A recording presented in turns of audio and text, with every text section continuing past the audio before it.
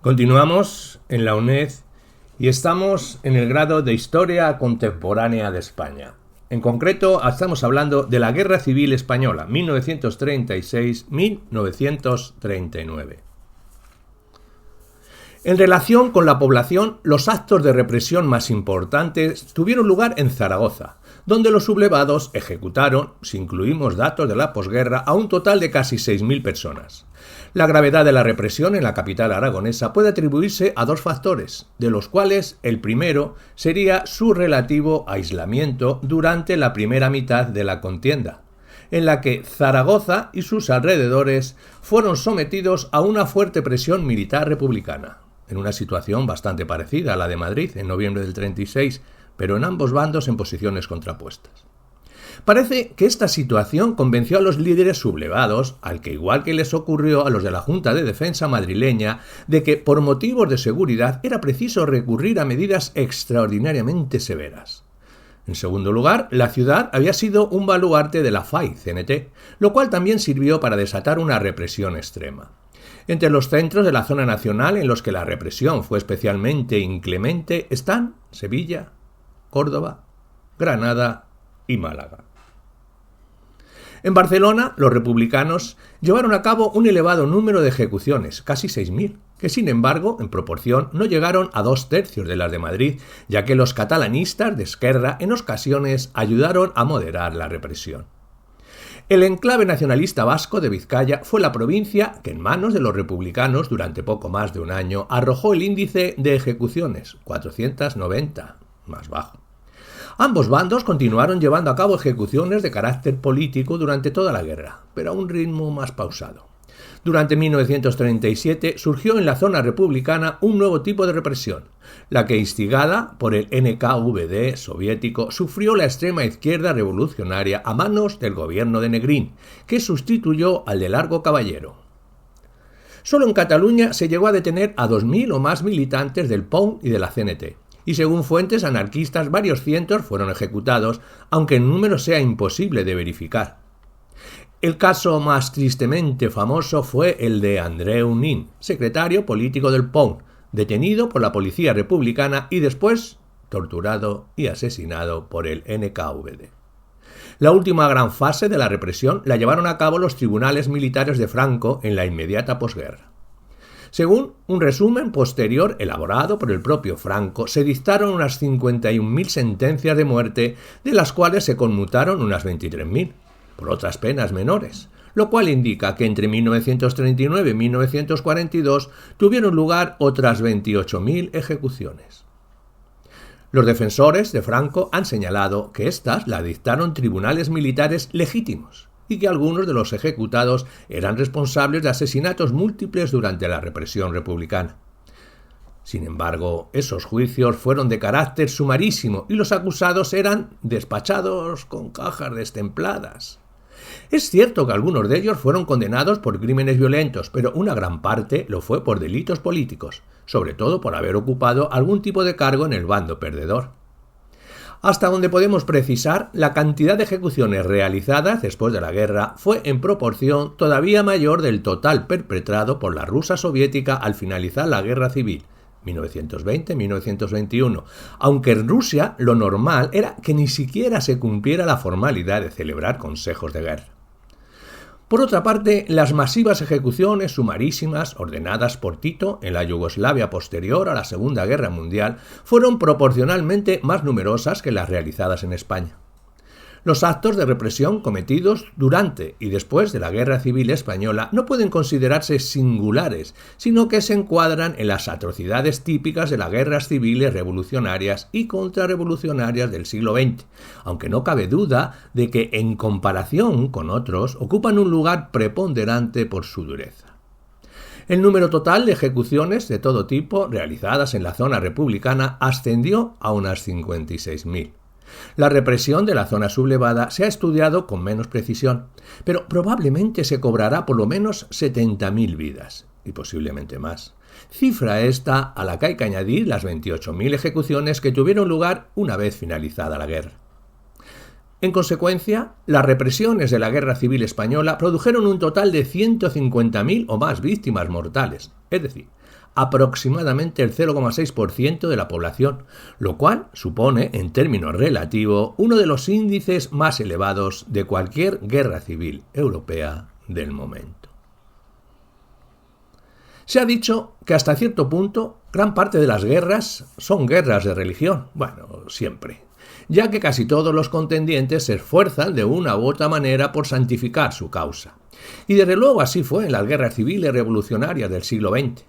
Para los bolcheviques, la Iglesia ortodoxa era un enemigo primordial, en tanto que sus adversarios blancos hacían hincapié en la restauración del orden religioso tradicional. En Finlandia, las tropas blancas se componían principalmente de granjeros luteranos para quienes las diferencias religiosas con sus enemigos eran algo fundamental. En Hungría, la efímera dictadura instaurada por Béla Kun en 1919 fue más lejos que los bolcheviques en materia religiosa y trató de nacionalizar directamente las iglesias. A pesar de todos esos precedentes, la religión definió el conflicto español hasta extremos nunca vistos en ninguna otra guerra civil revolucionaria.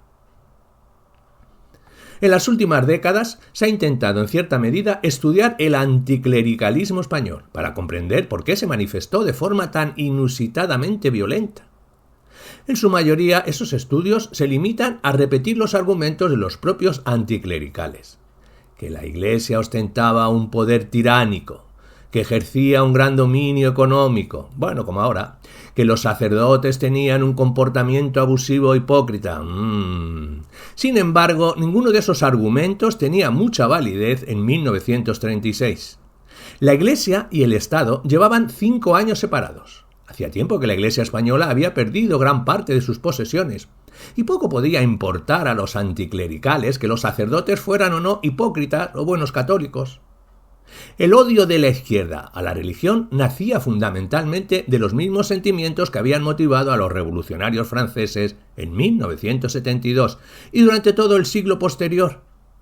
Estaba convencida de que la Iglesia era el baluarte cultural y espiritual del orden tradicional y que el clero, los edificios eclesiásticos y sus principales partidarios eran encarnaciones tan simbólicas como tangibles de ese orden, todavía más que quienes formaban los grupos políticos y económicos conservadores. En este sentido, la propia motivación era hasta cierto punto religiosa, expresando nuevas religiones laicas, rivales y radicales o sucedáneos de la fe como el jacobinismo, el anarquismo y el marxismo-leninismo. Para Bruce Lincoln, el fenómeno es un antinomianismo milenarista, que expresa el deseo de los revolucionarios de liberarse totalmente de las normas, leyes o pautas morales a la hora de instaurar una nueva utopía milenarista. En España ya se había producido la quema de muchas iglesias, 1909, 1931 y durante la primavera de 1936. Los datos disponibles indican que en total en 1931 se produjeron ataques contra 101 establecimientos religiosos. En 1932, 15.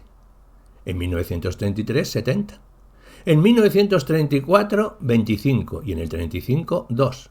Y 208 en los primeros 6 meses de 1936. Además de que durante la insurrección de 1934 aparece un nuevo elemento. En Asturias se ejecuta deliberadamente a sacerdotes y seminaristas adolescentes.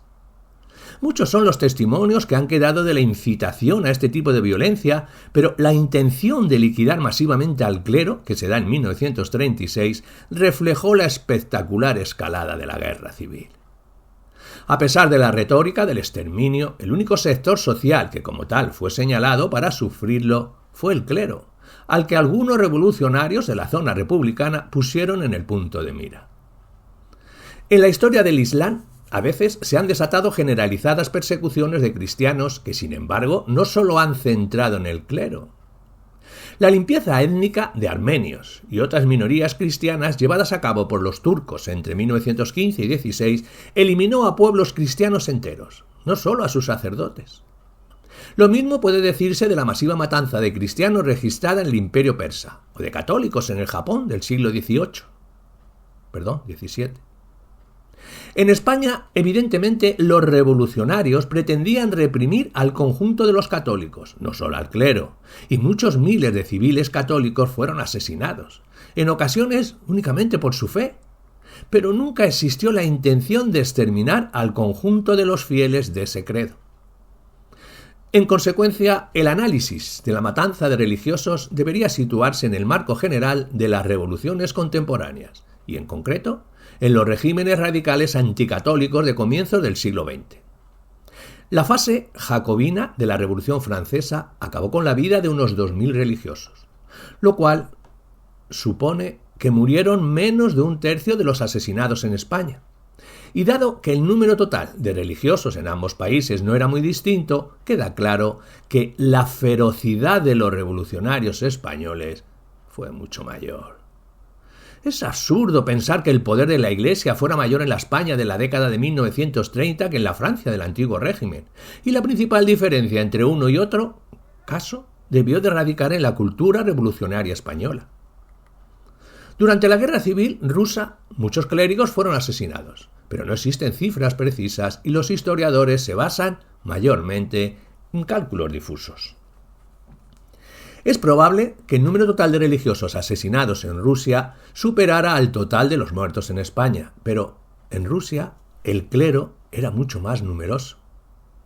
En México se asesinó a cierto número de clérigos, pero la mayoría de las víctimas fueron civiles católicos, los llamados cristeros, y unos pocos religiosos fueron ejecutados simplemente por su credo. En consecuencia, podemos decir que el asesinato de casi 7.000 religiosos, la mayoría, aunque no todos, en el curso de unos pocos meses, destaca proporcionalmente, siendo la más nutrida y concentrada masacre de religiosos católicos de la que tenemos constancia histórica. No obstante, el terror iba dirigido directamente contra el catolicismo, no contra todos los cristianos. La exigua minoría protestante, que apenas representaba el 0,1% de la población, en algunos casos se identificó con la izquierda.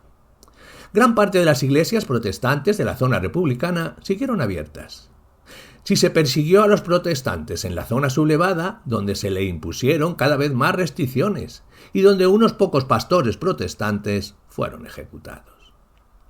El estudio clásico sobre las víctimas mortales del clero católico es el de Antonio Montero Moreno, Historia de la persecución religiosa en España, 1936-1939, publicado en 1961.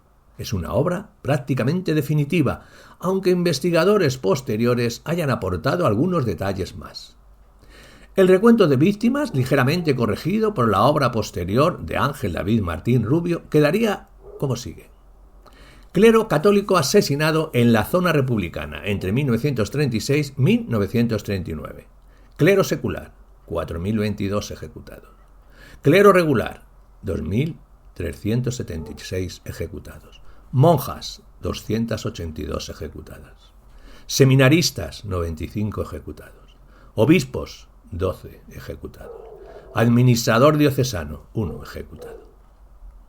El total es de 6.788 víctimas, casi el 10% del total del clero y un porcentaje mucho mayor de obispos, religiosos y sacerdotes. Mucho más del 20% en todas las categorías de hombres ordenados. El porcentaje sería mucho mayor si nos ciñéramos al núcleo de la zona republicana. Después de 1936, el número de asesinatos se redujo drásticamente. Por ejemplo, en febrero del 37, solo 8 miembros del clero resultaron muertos.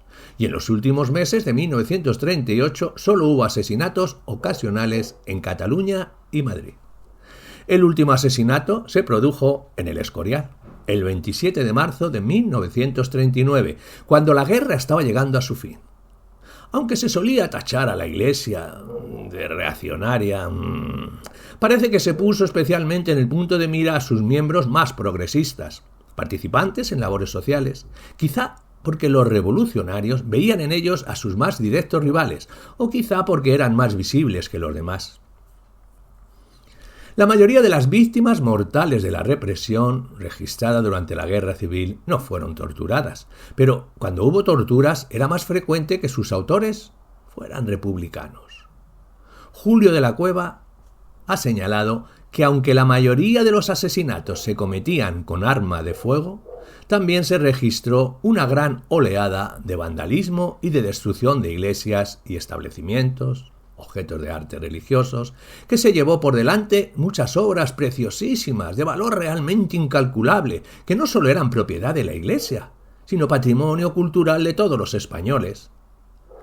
Esa enorme destrucción y esos actos de vandalismo solo fueron la parte más visible de la sistemática labor de saqueo y pillaje que se registró en casi todas las regiones de la zona republicana, en parte a cargo de las propias autoridades. La matanza del clero, la ejecución de muchos miles de católicos, la destrucción a gran escala de iglesias y obras de arte religioso y los intrincados y sacrílegos rituales registrados inicialmente en muchas ciudades de la zona republicana no solo fueron actos incontrolados, sino que tenían como objetivo fundamental destruir el catolicismo, con el fin de sustituirlo por religiones laicas, aunque éstas entraran en conflicto unas con otras.